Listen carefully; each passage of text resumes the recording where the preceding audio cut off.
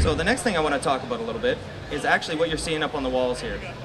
What you're seeing up on the walls is one of our newest shaders. We call it the multi-layer shader. The guy that's worked on it in the booth here today, Nicholas Schultz. But obviously it's always a team effort at Crytek. So I'm just going to sample the materials up on the wall here. And I'll show you what this actually gives us the ability to do is do some really, really high frequency texture detailing and break up the tiling on any of those surfaces that usually would look really tiled. So I have a blend factor here, and maybe I'll zoom in a little bit closer. So as you see, while I pull down the blend factor, that just sort of fades away. And I could set that anywhere in between on any one of the objects that I want. So it's almost like an aging process that happens here. You know, maybe we turn around, we'll take a look. There's some other areas that have that on it. So I'll increase that there. And again, this is just a really nice way to break up tiling textures and to give you high detailing, high frequency details. You don't just have to do that sort of stuff on walls. We do it on the ground as well. So I'll go ahead and sample that material.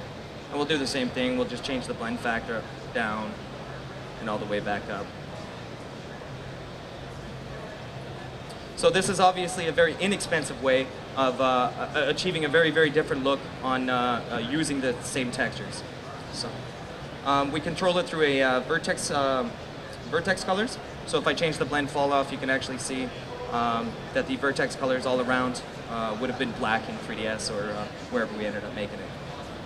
So this is a really nice shader, and we really like using it, obviously, at Crytek. Now, one of my more personal favorite additions that we've made in the last little while is a new version of our light. Now, I used to show this demo a while ago, and I used to show what we called our wet layer on objects, and you may be familiar with it. Basically what it was, I would select an object, I would tick a box that said wet, and then it would have some sort of procedural wet shader all over it, which was pretty cool. It's a good shader.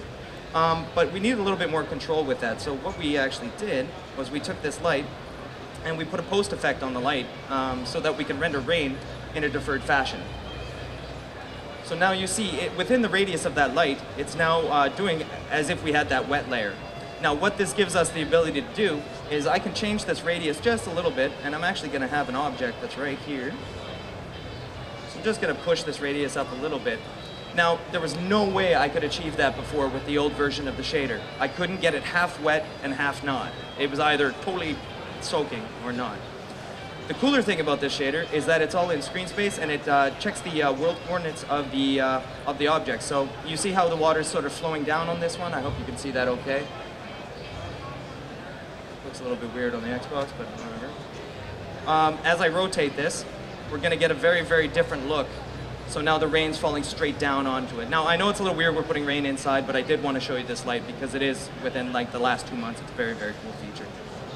So as we change this, that's all going to change in real time.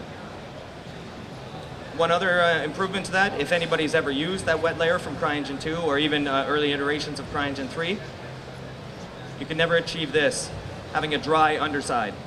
So this was a little bit tricky when you had these rain layers on buildings because you would have this wet stuff right above you, and that really wasn't the way to do things. So this looks a little bit better here.